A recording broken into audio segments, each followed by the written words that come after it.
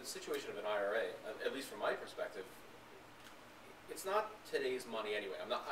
I can't take it out. You know, for me, like Joe was saying, it's invested. It doesn't really belong to me anymore. It belongs to me when I'm 65, 70. It's deferred gratification. So I get my statement and literally leave it in the envelope, you know, and give it to my accountant at the end of the year, because it's, you know, I made the mistake of opening it up when the stock market took a dive, and I went and yelled and screamed at everybody. I'm like, listen, and they made a very good point to me. They said, what's the difference? You can't take it out today, so you didn't lose anything. It's lost on paper. But now I'm already back to where I was. Because you're adding money to it, you're buying low, if you put money in 09 and whatnot, you made money on it. Think about who's the greatest investor? Rip Van Winkle. Because he went to sleep and he didn't look at his money, and he woke up 30 or however many years later, and whoa, here's what he had. And I mean, to your point, Marty, if you don't need it, you should look at it, but you know, you got to keep the end game in mind. So, did you add to your account when the market went? It comes out every month. What Joel said. I mean, I give an example. I'm talking about 529s if you want to. I mean, in my son's Maryland 529 account, in 9th grade last year, in 09, the market started going down, and I said, the heck with this. I said, I cannot afford to lose this college money. I worked hard. I cannot afford to have it go down 30%. So I took not all of it, but some of it, and moved it to Treasury Fund, a cash fund there. And it was a bad move. I should have left it in. If you had a good advisor, it's my own money. Physician heal myself. Because you looked at you, did your heart. I did. I said, I'm done. And I kept. But your kids are older as well. They're older. The time horizon was shorter. And I kept putting a little bit of money in each month. But I said, I got to have some capital there. I got to know something's there. So we're all human. You just have to try and be more aware of it. And it was a dumb move on my part in hindsight. But I go. They can't go to the school. He doesn't really need college anyway. They're going to Maryland. There's nothing wrong with Maryland. So, I mean, I was going to move on to 529 accounts. Does everyone know what a 529 is? Does anyone have a 529 for their kids?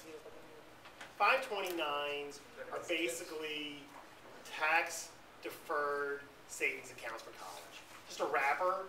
I participate in the Maryland 529, offered through T. Rowe Price. Put money aside. Where is the 529? For Joel, for the insurance thing. There's two types of 529 accounts. One is a prepaid trust. You put money aside, and you're locking in tuition today for your children at University of Maryland.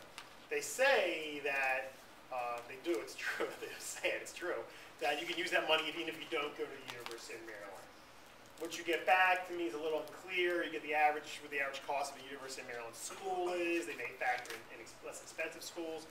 The prepaid plan is not as popular as the savings plan. So you put money into a savings for Maryland 529. It goes in after tax.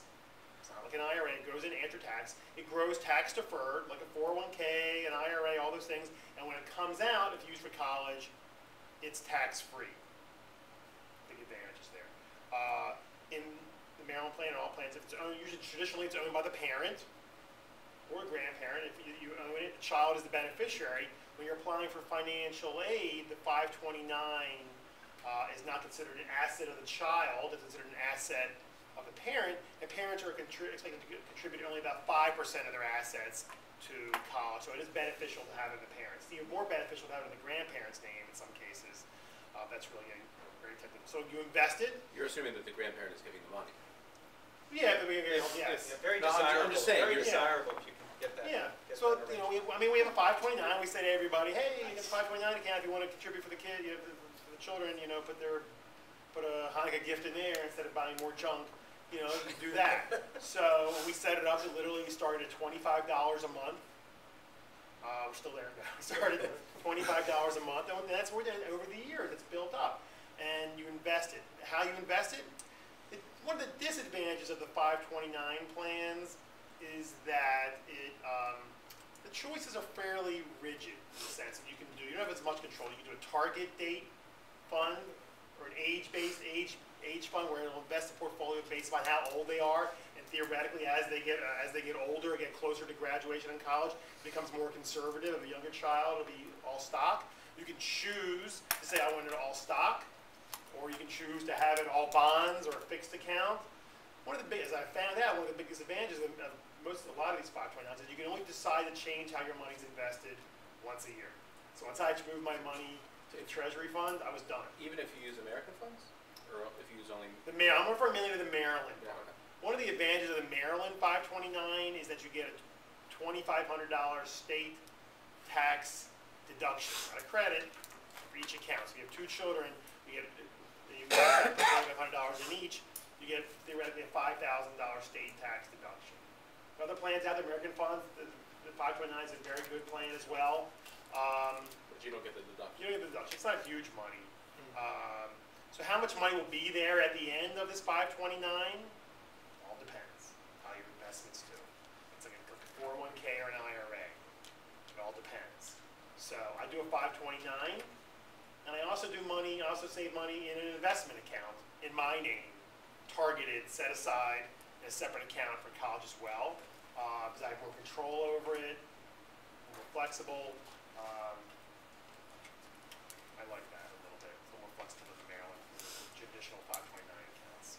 That was the quick 1, 2, 3 on 529s. I think they're more advantageous for custodial accounts. Anyone know what a custodial account is? A custodial account is an investment account. You open for the child. It's in their social security number. It's in their social security number, and there's a parent's custodian. The disadvantage of that is when the child becomes 21, it's their money. That's not the bar mitzvah. The kids' bar mitzvah money. It's in a custodial account. So it's gifted to them in their name. I could have put it in the 529. It's not, but that's money so that when they're out of college and they want to go travel for a little bit, that money's there for them. So you trust your kids not to buy a car? If that's, so be it. I mean, the other disadvantage. I mean, there are people, I have clients that their custodial accounts, I think it's 25, 26 years old, and they're like, just don't say anything. And I'm like, well, the kid shows up one day and gives it as a driver's license, shows us proof that he's 21, it's their money. What's the advantage to having it in your name, in the parents' name? You could get divorced and the parent could take the money. Well, that's a disadvantage. The disadvantage is that, an advantage is that it's, when you're applying for financial aid, that a smaller percentage of the parent's assets go into the FAFSA form as opposed to the child's. The custodial money, the custodial account is considered an asset, and that will go factor of the child. It'll factor. So that goes against you when you're applying for. It does. It does. So you want to have as little money as possible. And they can take it. I'm just saying, why do you're? Why do you want to have money? It's money. So if he does want to get it, so if he does want to have a little bit of money there, it's part of his name. We put it aside as money, and then I can't control everything in life, and you just have a little bit. No, man, I'm trying to be. I can. No, I'm not trying to be flip.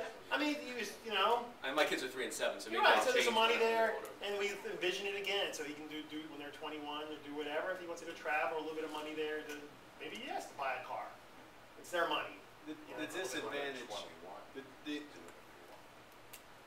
The disadvantage of 529s is if it's not used for education, either by the kids or whether you go back and use classes or whatever. You can go to cooking class. You can go to. Yes, exactly. Very close. But it has to be used for that. You can't. You can take it out, but there's a penalty. Yes. 10% if it's not used for education. If you have, it can be you have a 529 plan. It can be switched to another beneficiary. If one child doesn't go to college or gets a scholarship, it can be used for another child. Even I think a cousin it can go to.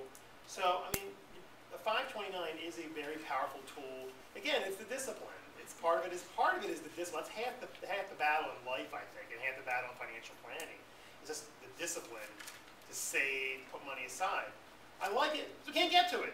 It's hard to get to. So we don't spend it. It's money set aside. It's growing tax deferred. It's there. It's gone.